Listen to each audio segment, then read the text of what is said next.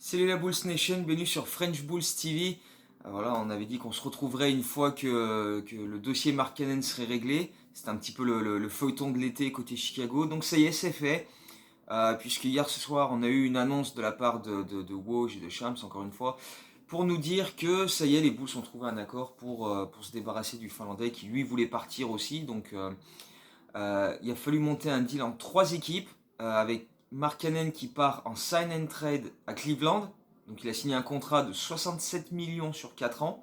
Donc beaucoup, beaucoup moins que ce qu'il espérait au départ. Comme quoi, hein, tu vois, des fois quand tu... Là c'est un peu comme Schroeder, quand tu forces un peu, ça passe pas, tu vois. Euh, donc il part à Cleveland en plus.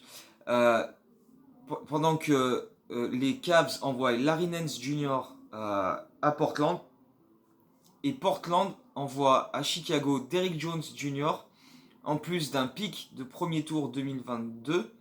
Et les Cavs envoient à Chicago un second tour 2023. On va vite parler des picks. Le pick qu'envoie Portland donc en premier tour 2022 est protégé loterie. C'est-à-dire que si le pick termine dans la loterie, et donc si Portland manque les playoffs, et ben c'est pas bon, le pick n'arrive pas à Chicago. Et c'est le cas de 2022 à 2028. Si, voilà, si tant qu'il n'est pas activé entre ces années-là, ça se reporte à l'année d'après. Il est quand même fort probable que Portland aille en playoff l'année prochaine, donc le pick sera hors de la loterie. Il devrait se situer, suivant la saison de Portland, mais vraisemblablement entre 16 et 22 à peu près. Et donc il devrait nous arriver à ce moment-là. Et le pick 2023 arrive donc de Cleveland, c'est un second tour. Et c'est un des objectifs des Bulls avec le départ de Mark Cannon. En fait, il y avait deux objectifs. On voulait récupérer un joueur et récupérer des picks parce que il y a toujours cette enquête de la NBA en cours et suivant les résultats, ils peuvent nous sucrer des picks de draft. Donc c'est bien d'en récupérer, sachant qu'en plus on en a balancé à droite à gauche pour plusieurs trades avec des Rosanne, Vucevic aussi. Donc c'est bien d'en récupérer un peu parce qu'on commence à être un petit peu limité à ce niveau-là. Et donc voilà, au cas où la NBA décide de nous sucrer des pics une fois que l'enquête sera terminée, eh ben, on en a récupéré un petit peu, ça permet d'équilibrer plus ou moins. Équilibre au niveau des salaires aussi, puisque Mark Cannon avait une qualifying offer à 9 millions et quelques, et on récupère Derrick Jones Jr. pour un an à 9,7 millions, c'est la fin de son contrat en cours. Donc Derrick Jones Jr. Poste 3, de petite taille quand même, hein, il fait 1m95 mais avec une énorme envergure, 2m13 d'envergure pour un joueur de cette taille-là, c'est quand même assez invraisemblable parce qu'il a des bras interminables. Et ça rentre encore une fois dans les profils recherchés par Karnišovas et Eversley. Dès le début, il avait dit voilà, que c'était il aimait ce style de joueur avec des longs bras capables de jouer et défendre sur plusieurs postes, de switcher et garder un petit peu des postes 2, 3, 4. La draft de Patrick Williams, énorme envergure, elle se fait comme ça. Garrett Temple qui a signé l'an dernier, c'était un petit peu pour ça aussi. Il jouait sur plusieurs postes, il défendait sur plusieurs postes et il a montré ça de manière efficace toute la saison.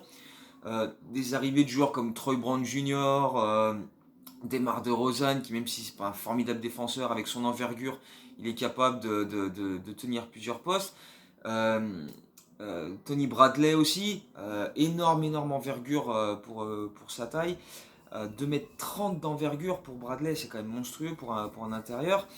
Donc là, pareil, voilà, c'est tous des moves qui se font dans ce sens-là, des joueurs capables voilà, de jouer plusieurs postes et avec leur envergure d'être capables de tenir défensivement en 1 contre 1 sur plusieurs postes. Donc voilà, c'est un move qui s'inscrit dans la continuité, qui continue de faire sens euh, par rapport à ce que recherchent les Bulls. Et puis ça reste un deal de une saison. Donc même s'il ne fait pas l'affaire, voilà, il partira libre l'an prochain et ça libérera quasiment 10 millions de masse salariale, ce qui n'est jamais négligeable. Euh, Après, voilà, en termes de joueurs, d'Eric Jones Jr., je pense qu'on le connaît tous un peu plus par rapport à son concours de dunk gagné en 2020. Merci Dwayne Wade, hein, d'ailleurs, qui faisait partie du jury et qui a bien favorisé le joueur de Miami. Mais voilà, dunker fou qui rejoint Zach LaVine et Caruso notamment, donc ça va créer, on peut presque faire des dunk contests à la mi-temps, tu sais, pour animer, animer les mi-temps, tu sais, faire des animations, ça peut être sympa. Mais enfin voilà, il va y avoir du gros dunk et des actions bien flashy toute la saison à Chicago, ça va être super fun à suivre. Mais au-delà de ça, c'est un joueur qui, même si il a manqué pas mal de matchs à droite et à gauche, tu vois, il a manqué 4-5 matchs par-ci, 5-6 matchs par-là. Là, sur les 3 dernières saisons, il a jamais atteint les 60 matchs, enfin jamais dépassé les 60 matchs joués, donc ça fait pas mal de passages à l'infirmerie pour Jones Jr., mais c'est quand même un gars qui est capable d'apporter de la défense sur une quinzaine de minutes par match, tu vois, qui peut sortir du banc, être une option intéressante à ce niveau-là. Comme on l'a dit déjà plusieurs fois, le banc présente des options défensives super intéressantes avec Troy Brown Jr., avec Bradley, avec Javonte Green, avec Caruso, bon, Ayo il devrait pas avoir beaucoup de minutes, mais voilà, c'est tous des joueurs qui peuvent rentrer et apporter de la défense tout de suite et ça peut être vraiment intéressant. On rappelle quand même que les Bulls l'an dernier étaient la 12e défense de la ligue en termes d'efficiency. Donc on ne peut que progresser à ce niveau-là malgré les pertes de Daniel Tice, de Thaddeus Young, mais ce sera un autre style de défense en fait. Peut-être moins rim protection, mais on va plus bloquer les attaques du cercle, donc du coup voilà, ce sera un petit peu différent. Mais bon, on aura le temps de détailler tout ça dans la vidéo quand on fera la preview de la saison dans quelques semaines. Donc voilà, on voulait se séparer de Markkanen. Markkanen voulait partir. Et les autres équipes, sachant ça, ils n'étaient pas forcément prêtes à lâcher grand-chose en retour. Mais donc récupérer un joueur sur un an avec un profil défensif intéressant, plus 2 pics de draft, eh ben moi je trouve que c'est encore un sacré coup monté par Arturas Masterclassovas, comme je vais l'appeler désormais, parce que bah voilà, c'est tout simplement une opération de fou une fois de plus. Maintenant, on va voir comment on va terminer de construire le roster, parce que bah il reste 2 places, il reste 2 contrats à proposer, avec 6,4 millions de cap avant d'arriver au plafond qu'on ne doit pas dépasser pour ne pas payer la taxe. Donc on est à 6,4 millions en dessous. Donc voilà, il y a encore 2 joueurs qu'on peut signer avec ça. Et on a aussi notre trade exception. Donc on va bien voir comment ça se déroule dans les prochaines semaines. Il y a les rumeurs Paul Millsap. Mais enfin là, c'est plus des rêves à voix haute de fans qui disent ah j'adorerais Paul Millsap que vraiment des rumeurs qui disent que Chicago est intéressé par Paul Millsap. Donc on va voir comment ça se déroule. Après pour ce qui est de Markkanen, ben voilà, c'est vrai qu'il était une des figures de proue de la reconstruction après le trade de Jimmy Butler. De gros espoirs pendant 2 saisons et de grosses désillusions pendant les 2 d'après. On avait des attentes assez peut-être un peu trop hautes au final pour lui. Et puis, ben, voilà, ça s'est pas confirmé. Il y a eu pas mal de blessures. Et même quand on lui a filé plein d'opportunités en étant titulaire, etc., avec des ballons, il a montré certaines limites, notamment mentales, qui font que bah, voilà, il fallait passer à autre chose. Et il n'y a, y a pas de regret à se séparer de Markkanen et partir de l'avant pour le nouveau projet qu'on veut mettre en place. Euh, qu'est-ce qu'on peut dire d'autre voilà, on peut quand même rappeler qu'en un an et demi, depuis son arrivée, Arturas Karnišovas a modifié la quasi-totalité de l'effectif. Il reste que Kobe White et Zach LaVine qui étaient là dans le roster avant l'arrivée de Karnišovas. Donc voilà, et quand tu vois tous les changements qui ont été faits, on va les rappeler encore une fois, mais voilà, tu passes de Jim Boylen à Billy Donovan, tu passes de Gar Forman à Mark Eversley, et puis bah voilà, Zach LaVine et Kobe White, quand tu vois les coéquipiers qu'ils avaient avant et ceux qu'ils ont maintenant, bah, je pense qu'ils font pas la gueule. Hein.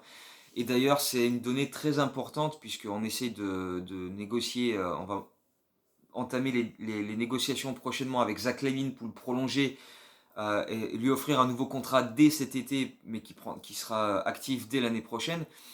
Donc il y a des négociations qui vont se mettre en place très rapidement. Et il y a une info très importante, c'est que Zach LaVine vient de changer de représentant et de groupe qui gère ses droits. Et il va signer avec, enfin ça devrait se faire en tout cas, c'est pas annoncé officiellement, mais ça devrait se faire. Il va signer avec Clutch Sport Group, qui est le groupe du tout-puissant Rich Paul, qui tire un peu beaucoup de ficelles en NBA, qui est l'agent notamment de LeBron James énormément d'autres méga stars de la ligue. Donc ça peut être un point très important pour les négociations à venir. Donc à voir comment ça va se dérouler. Mais en tout cas, les Bulls ont fait tout ce qu'ils avaient à faire. Ils ont construit un effectif de grosse qualité pour dire à Zach, regarde, avec ça, on va aller en playoff, on va être compétitif, on va faire du sale. Tu as et tu es la figure de proue de tout ça, donc reste avec nous et ça va être fun quoi.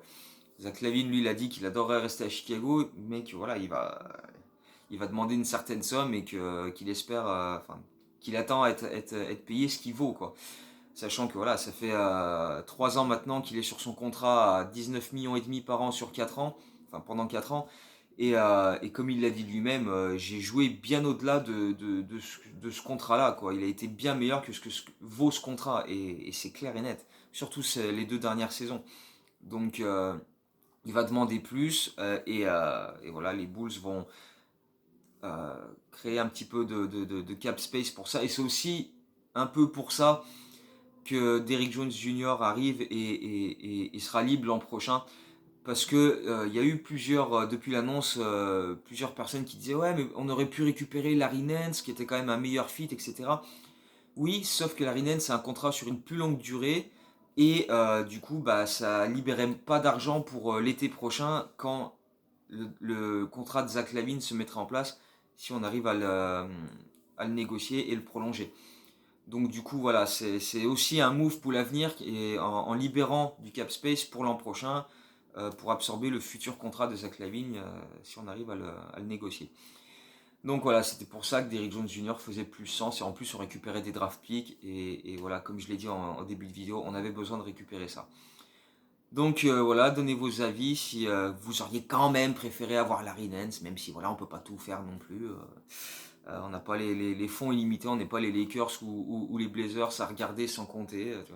On n'a pas envie de payer la taxe, donc même si on a déjà lâché plus de thunes que d'habitude, hein, on sent que le fils Reinsdorf il est un peu plus enclin à ça que le père, mais enfin bref.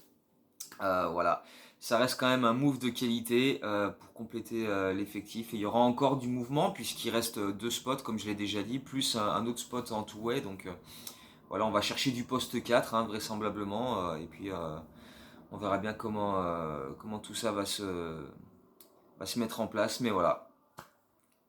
Donc voilà, dites-moi ce que vous en pensez. Si pour vous c'est une bonne chose, si vous auriez aimé récupérer plus, si vous pensez qu'on aurait pu ou dû récupérer plus pour un Markkanen qui voulait partir, et tout le monde le savait qu'il voulait partir, donc voilà, et qui en plus sa cote a énormément baissé ces derniers mois, semaines, donc voilà, et puis prochaine vidéo, sûrement quand on aura complété l'effectif. Pas de quiz aujourd'hui, parce que bah, là je fais la vidéo un peu à l'arrache et j'ai pas trop pensé à une question.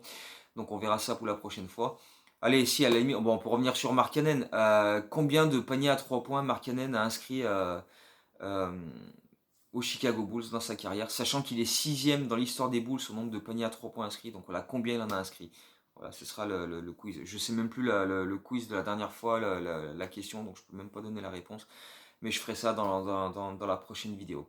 Donc voilà, en attendant, portez-vous bien, donnez vos avis, hein, évidemment, et puis on discute de tout ça.